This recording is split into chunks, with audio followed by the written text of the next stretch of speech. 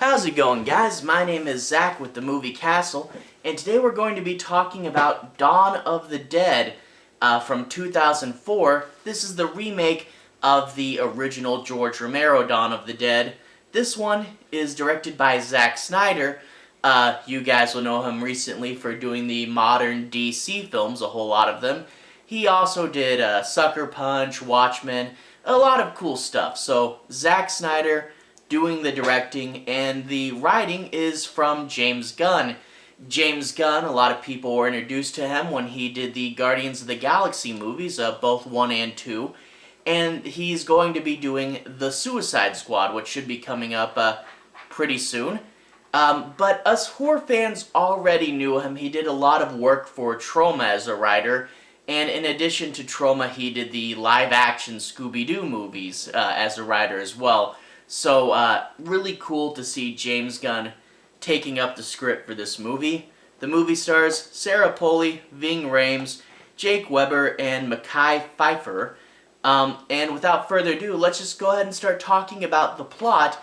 I'm not going to do any major spoilers, but I do want to say my piece on a few plot points. And as well as I want you guys to have a basic understanding as to what this movie is about, but no major spoilers. So let's just jump right in. This movie opens up with a nurse. She's at the end of a very long shift, very overworked and tired. Of course, a few things are going on at the hospital of some interest. In particular, a guy with a bite is in the ICU. Now, a bite's kind of a minor injury. Why is everyone freaking out about this guy? Well, she's too tired and her shift's over, and she's gonna head out. So we don't get to see that, although we can figure it out later. But anyway, she's heading home to see her husband, and overall this is a good, relatable introduction for the character. Just, being very tired and wanting to get off work and see the people you love and be home. Very relatable. So after a little bit of rest, she wakes up the next morning really early to find the neighbor girl has broken into the house, and there's clearly something wrong with her. She looks injured and quite insane. She bites the husband, who then turns and is like that as well, and she narrowly escapes out the bathroom window into her car, and she drives out of the suburbs, and we get to see the nice, peaceful suburbs turning into chaos. It's quite an interesting, gripping opening scene. It is a good hook. Now, the nerd in me has to mention that technically this is the Night of the Living Dead part of the zombie cycle and not the Dawn of the Dead zombie cycle. I'll forgive it though, because A, it does get into the Dawn of the Dead part of the cycle relatively quickly, and B, it's a really good hook, a really good opening scene. But speaking of Night of the Living Dead, part of me wonders if this is an intentional Easter egg, a way to bring in part of the Night of the Living Dead story into Dawn of the Dead, but much like Barb, our main character here crashes her car, and she wakes up to find Ving Rhames playing a cop who shows up to get her out. Now, we don't get to see the apartment building story, we don't get to see any of Ving Rhames' backstory, so that's all cut out, but he is still a pretty good character. They later meet a few more survivors. They were part of a larger group that got whittled down during the early madness there, and they all decide to go to a mall to seek shelter, as you do in Dawn of the Dead. So let's go ahead and start talking about the things that people have to talk about with this movie.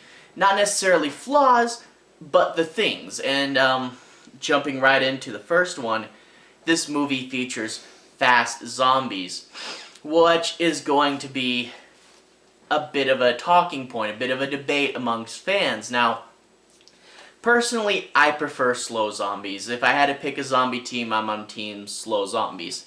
Now, a lot of people really do like fast zombies, and this and 28 Days Later are probably the best fast zombies movie, although some people say that 28 Days Later isn't really a zombie movie, it's an infected movie, and I don't care. But anyway, my point is, I prefer slow zombies, but if the story's done well, if the zombie action choreography is done right, I can accept a fast zombies movie. It's not a end-all be-all. Now, some people say even though it's good, it's still a Romero zombies movie. They really shouldn't have done this in the Romero movies, multiverse or whatever. And I get that. I guess I'm just going to leave it as it is what it is. It's different, but they do it well. And I'm sure people will debate in the comments what they like better. But anyway, the thing that bugs me more is there's no real direct parallels. Well, some. Your main character is a nurse. She doesn't work at the TV station. You have no direct parallels for Flyboy or the other cop, the younger one. Now, the main cop there, Ving Rhames, is a pretty good parallel to the one from Dawn of the Dead. You don't get his backstory, as I said earlier, but that's the one character that's pretty much the same. The pregnancy plot with the main girl gets pushed to a side character, and it plays out very differently. And there are a few more side characters. In the original, it was just 4 guys, 4 people. A much smaller knit group. This one is a little bigger, which is another big change. One of the biggest changes, though, is the motorcycle gang. Tom Savini's motorcycle gang is not in this. The parallel to them is actually a much smaller group of security guards they meet at the mall who are big jerks to them at the beginning. Not as big a jerks as Tom Savini's motorcycle gang, of course. But by introducing them earlier, by having them not be as many of them, the main guy in this group, it's actually really interesting to get to see him go on a journey from being a jerk antagonist to being a member of this group, and you do get in turn a lot more character development with that. So I think that's actually pretty cool to, see him change and develop as a character. So that was interesting. And the climax they do instead of the motorcycle gang is a really cool action climax that's original to this movie. So, trying to squeeze the motorcycle gang in addition to this new climax they're doing, it would have been too much and it wouldn't have worked. So it's interesting to see the new way they reinvent the Tom Savini character. But speaking of the old characters, they did get some cameos from the original.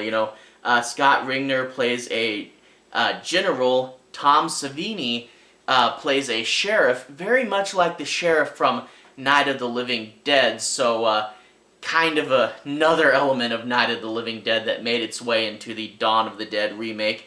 But of course, Ken Foree gets to play a TV pastor, and he gets to once again deliver the "when there's no more room in hell, the dead shall walk the earth" line, which is great to get to see him say that again, and it really did make you feel good for the film. Another big thing that I feel with this film is it's more action and fighting and less survival. The original Dawn of the Dead, survival horror. But this, I feel, is an action movie above all else, and it wants to do action. It is still horror, but much more on the action side, action horror. And when you look at the survival elements in this movie, it's a case of if the zombies aren't attacking them, they're pretty much fine. They may go into a new room and find more zombies, and then they have to fight them. But you don't get scenes where they're preparing the mall. In the original, it was, we gotta move these trucks in front of the doors to make a better wall. We gotta have our secret room where if someone raids us, we can hide in there. There's not any of those survival elements. Basically, if they're not fighting a zombie, they're fine. They don't have to worry about food or water, it seems like. So, yeah, they're hunkered in the mall, but they don't spend near as much time turning it into a cool base. But in turn, you get more scenes of fun, crazy action. So, another thing, I prefer it the other way, but I don't mind it.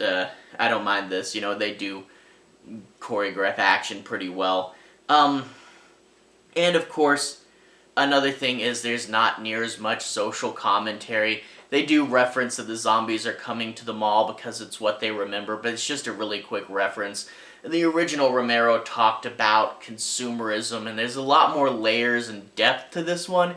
And this is, again, a fun action movie above all else. So if you really like the Romero commentary, barely in this movie. There might be commentary about other things, especially later in the movie, the things that make them decide to leave the mall. But again, not near as deep as Romero's original one, with lots of commentary. And one thing I do want to mention, though, is in regards to the action, there's lots of over-the-top moments. They really try to push this pretty far, and it results in some really cool stuff. But then you also get things like, okay, a shot of her driving down the road where she's going to crash her car and meet Ving Rhames. She's driving down the road. That could have been a good enough shot, but they're like, how can we push it? Well, what if this car crashes into another car right in front of her and she has to drive right past it? Okay, that's cool, that's action. But what if that other car then plows past that other car, hits a gas station and explodes, and she has to drive past that?